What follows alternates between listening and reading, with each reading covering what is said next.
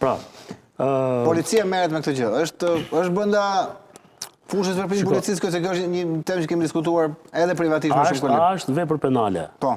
Është pyetja e parë. A përbën vepër penale? Dhe kur përbën vepër penale? Po. Kodi penal e ka parashikuar. Tani, kur përbën vepër penale? Në rast se mos pëlqimet ndaj bizneseve do të ishin në mënyrë konstante, graduale, s'ke qa bëndi aty. Janë klientët që se pëlqejnë në biznes. Por në rast se sulmi bëhet brenda 2 orësh, 3 orësh, atë jemi një situatë tjetër. Që sulmi është i orientuar. Pra, normale paknajsi është, por është paknajsi e orientuar. Tani, po të shikosh, bizneset që janë vënë në shenjesë, janë bizneset që janë evidentuar, ose ka një perceptim që janë bizneset të cilat kanë përfituar nga kjo mazhorancë dhe nga ky kryeministër.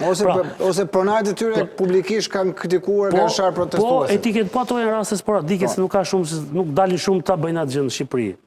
Por janë etiketuar, ose është krijuar perceptimi që këta janë njerëzit të cilët përfitojnë për qeverisë dhe ja kthejnë mbrapsht të përfitim qeverisë, pra duke i shërbyer asaj në fushata zgjedhore, apo me mënyra tjera korruptive.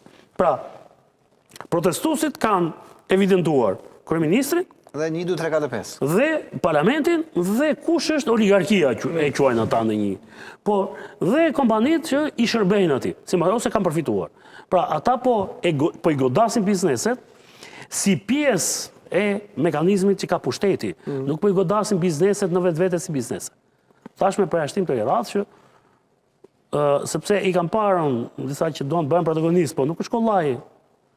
Është shprehje vjetër sa më lart, në qitesh ma i plepit, aq më shpesh të refera.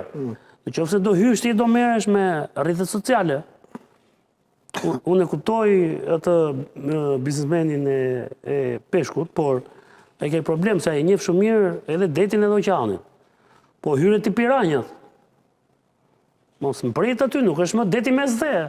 Edhe ti të vjen edhe ai cirong, të vjen edhe ai peshk ton. Jo, aty të vinë piranjat. Po hyret e piranjat, nxirë dhëmbët edhe mundohet të kafshosh më fort. S'ka aty rrugë tjetër. O kafsho, o do të kafshoj. Se ke hyrë. Dhe ke të qartë se ku po hyrën aty. Nëse kërkon të kesh një lloj paritet, sepse ke hyrë në cilën formë. Ke hyrë për të propaganduar vetëm biznesin që bën, apo edhe idetë e tua. Idetë gjithmonë do marrin kundërpërgjigje. Të gjithë ne që jemi në media, jemi sulmuar. Se cili ka zgjedhur do sulmohet më shumë ose do sulmohet më pak.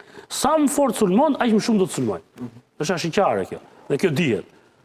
Dhe sulme ma pa këtu janë sulme pa dim pa iman, nuk do me ditë njeri fare, nuk e bëhet vonë njeriu. Unë nuk kam parë, aq sa kohë, nuk kam pak.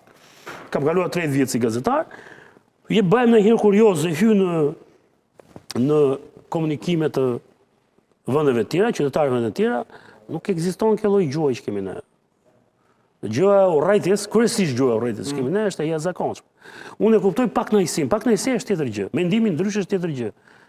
Por urrejtja pastaj është tjetër. Tani, a duhet ndërhyj policia? Policia duhet ndërhyj nëse policia ka evidentuar që ky sulm është bërë në mënyrë të organizuar me një qëllim të caktuar. Ktu ndërhyj policia.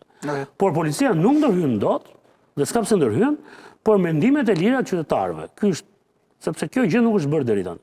Pra, policia ndërhyn kur evidenton. Mund me sa pash ata pretendojnë që kanë evidentuar. Sepse keni parasysh një pjesë e mirë tyre që janë protest nuk janë me profile falso, ata evidentojnë kollaj.